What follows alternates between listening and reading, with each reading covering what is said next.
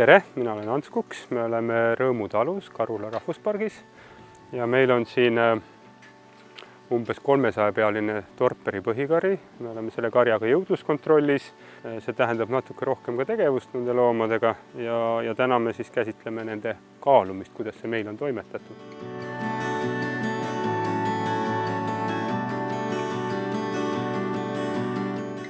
Kaalumisel kõige tähtsam võib-olla, mida me valime, on esmalt ilm, et oleks sobilik ilm. Me kindlasti ei tule siia väga suure vihmasajuga, lihtsalt ei ole loomadel mõnus, ei ole meil mõnus, ei ole elektroonilisel kaalusüsteemil mõnus, millest me täna räägime. Ja siis järgmiseks me valime koha, kus me seda teeme, kuna enamasti suveperioodil on loomad ikkagi väljas ja me peame teda tegema õueoludes, siis me valime sellise koha, kus neil oleks, nagu täna on näha, on päikeseline päev, me võtame viluplatsi. Nad peavad siin olema võib-olla paar tundi ja ei ole mõistlik neid päikese käes praadida sel ajal. Lisaks me vaatame siis, et see pind ei oleks väga kaldu, võib-olla meie maastikus on see keeruline, aga ikkagi me vaatame, et enam-vähem oleks tasane, et nad ei vajuks kuhugi nurka siin aedikus üksteise peale.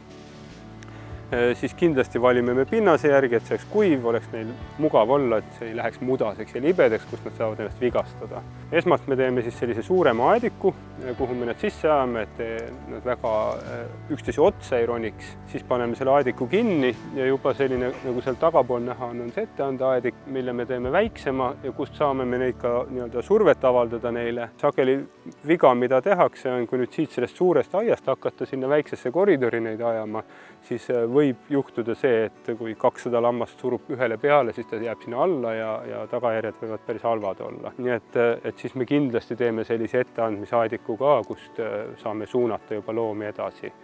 Ja kindlasti on veel väga tähtis aeg-ajalt siin suures aedikus ring peale teha, vaadata, et siin kuskil loomad ei oleks kuhjunud. Et see looma heaolu on kaalumise puhul väga tähtis. Ja siis on meil siin üles seatud selline kaalumiskoridor, mille otsas on kaalupuur.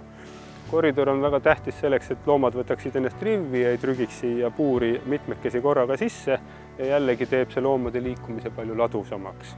Kaalu sättimisest ilmselt ka, et eks me üritame karjamaal otsida nii tasase koha kui võimalik, kuhu see kaal siis panna, et jalased oleks ühtlaselt maas ja ta annaks meile enam-vähem kindla tulemuse. Siin võiks öelda, et see ideaalne kindlasti ei ole. Aga seda annab sättida nüüd sellega, et kui te võtate mingisuguse õhukesi plaate, jäikasid ja saate jalgade alla lisatugesid panna, enne kui te siis kaaluma hakkate, see kindlasti tagab jällegi palju usaldusväärsema tulemuse. Tere, mina olen Jannar Vissak Paivete osaühingust. Esiteks tahaks tuua välja paar punkti, millele kaalu paigaldamisel tähelepanu pöörata. Kõik mõõtepunktid peavad asuma ühtlaselt vastu maad. See tagab alati ka kaalu kõige õigema tulemuse, kuna see kaalu konstruktsioon on võrdlemisi kitsas, ta ei oma seda laia kandepinda, et muuta kaal stabiilsemaks. Kui on kaal stabiilne, kaalumine võib alata, näidikud on kõik ära ühendatud. Peaks kindlasti veenduma, et kui on tegemist seadmel selliste ühendustega, mis on mõõteelementide kaablid, siis need juhtima seadmest eemale, vältides võimalikke vigastusi, kas siis koperdamise, jala taha kinni jäämise või mõne muu osas. Kindlasti mitte asetada neid ka vette, kuigi reeglina nad on veekindlad. Need juhtmed ei tohi jääda kuhugi jala alla, puuri jala alla, need ei tohi enda jala alla jääda, need ei tohi jääda nende väravate vahele, looma taha ei tohi jääda, need juhtmed ei tohi joosta siit puurist seest. Ja ka kui me paneme need siia kinni, selle näidiku külge kinni, siis kindlasti me kinnitame nad enne veel kuhugi mujale, ehk et kui nüüd ma ise jään siia taha kinni või mis iganes juhtub, et siia tõmme tekib, siis ei lõhuks seda näidikut ära. Ühenduse kohad on väga tähtsad, et need oleksid kaitstud. Mis puudutab teisi lahendusi, on võimalik ja on ka tehtud igal pool üle maailma, ka Eestis väga palju, lahendusi, kus kaableid sisuliselt ei ole näha. Kaablid asetsevad seadme erinevate toruraamide sees, tulevad vahetult välja enne näidikusse jõudmist ja on hermeetiliselt ja igasuguste löökide, koperdamiste ja mehaaniliste vigastuste eest oluliselt paremini kaitstud. Ja kogemusest võin öelda, et see lahendus on oluliselt kauakestvam ja töötab paremini. Järgmine punkt, mida silmas pidada, igasuguse elektroonika puhul. Elektroonika kardab vett. nad võivad olla tehtud tootja poolt veekindlaks, niiskuskindlaks, igasuguste asjade kindlaks. Aga siiski, alati enne kaalumise alustamist veenduda, et kõik ühendatavad kaablid, kui on tegemist sellise lahendusega, et siia otsa käivad keeratavad pistikud, oleksid kuivad, niiskusest, veest ei tilguks ja samamoodi ka indikaator, millele nad järgi ühendatakse. See tagab jällegi selle, et kogu kaalumisprotsess, mis läbi viiakse, on võimalikult täpne ja tulemused ei ole moonutatud. Jällegi ilmaga, et kui seda teha väga vihmase ilmaga, siis ühendades peab vaatama, et ühendamise ajal siia vesi vahele ei satuks. Meil on seda olnud küll, kus tuleb loom peale, ma korraga võin siit lugeda, et on 114 kilo, järgmiseks on ta 30 kilo, et see süsteem lihtsalt vajab hoolt ka, et ta ei ole täiesti hooldusvaba või ilmastikukindel 100%. Kui loom tuleb kaalu peale, ta kindlasti liigub, aga looma kaalumise mudelitel on reeglina aktiveeritud selline funktsioon nagu looma kaalumise funktsioon. Ehk siis kaal on tehtud tavapärasest kaalust tuimemaks, ta filtreerib välja ka looma liikumise kaalul. Näiteks sellel mudelil on ka indikaator tuli, mis ütleb, tuli süttib, nüüd on näit stabiilne, et võib selle näidu kirja panna. Kui on tegemist seadmega, millel seda näitu ei ole, siis jälgida näitu, kuni ta fikseerub ja see saabki olema õige näit.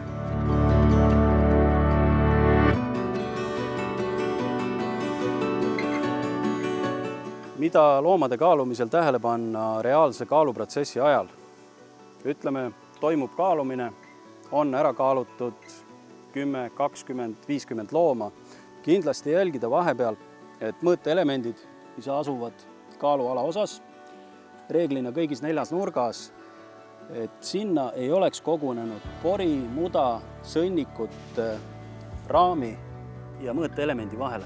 Kuigi isegi kaal näitab lõppkaalu, fikseerib ära, justkui kõik oleks õige, ei pruugi see lõpptulem, mida kaal näitab, olla õige, kuna ühest otsast mõõteelemendid on kandma hakanud selle pori peal ja mõõteelement ei mõõda kogu täit raskust koos loomaga, siis lõplik tulemus on hoopis midagi muud kui see tegelik loomakaal. Puhastamisest piisab, ütleme, põllu peal, karjamaal täiesti vabalt ka, kui pääseb näpuga ligi, võib näpuga selle suurema sodi ära tõmmata, väikese puupulgaga,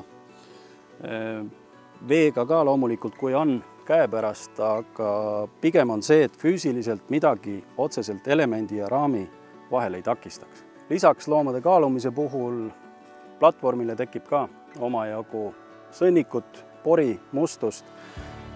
Selle eemaldamine otseselt ei ole vajalik, reeglina on kaaludel ka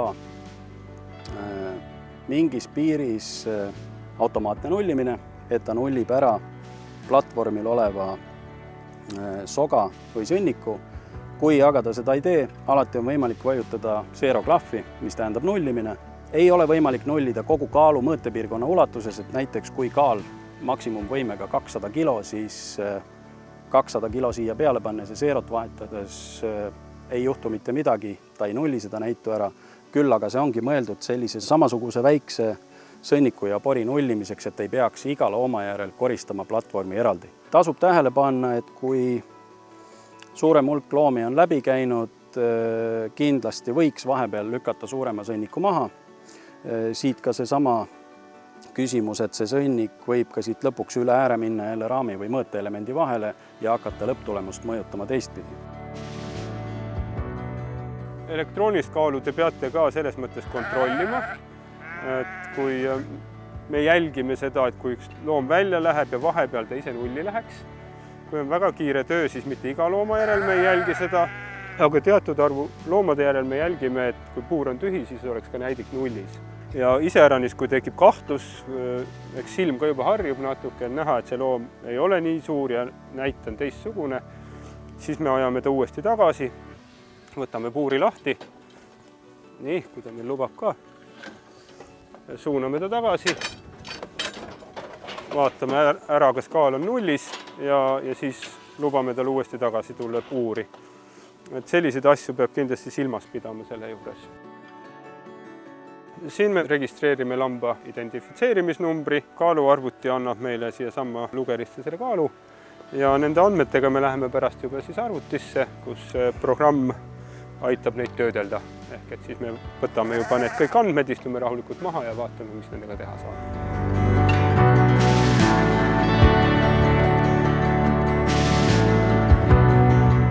Mida veel peaks tähele panema nüüd, kui on kaal paigas, kõik kaalumised tehtud ja kaal on uuesti valmis transpordiks. Kaalu mõõteelemendid, olenevalt millise tööpõhimõttega nad ehitatud on, kardavad teravat lööki. Vältida transpordil, kas siis transpordiks ettevalmistamisel uuesti minema sõites või kaalumispaika jõudes, et kaal laaditakse peale ja maha viisil, et mõõteelemendid ei saaks terava löögi omaseks. Vastasel juhul võivad nad langeda rivist välja ja jälle see mõjutab kaalunäitu ja kaalumist kogu tervikuna. Viga, mida väga palju olen kohanud ja tehakse täna endiselt, on see, et kogu loomade väljasoleku perioodi vältel on seade samamoodi väljas.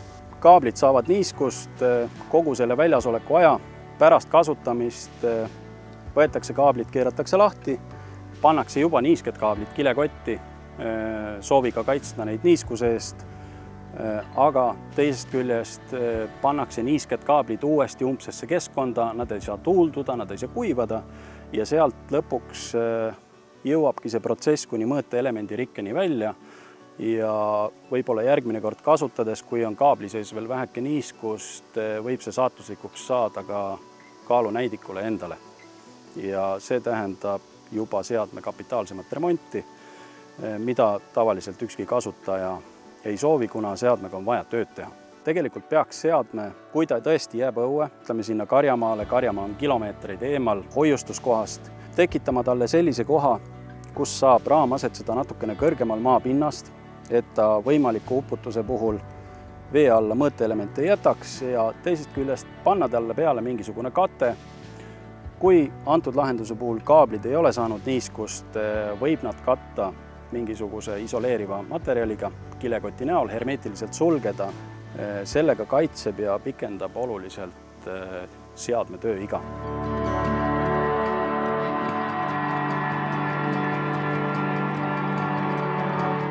Kaaluarvuti on kindlasti midagi, mis hõlbustab meie tööd tohutult. Kui me alustasime, siis me alustasime ma arvan 60 loomaga umbes ja me kaalusime neid ükshaaval suure kaalu peal praktiliselt sülle või jalgade vahele istuma võttes ja eks me üritasime väga palju vältida seda tegevust ehk loomade kaalumist.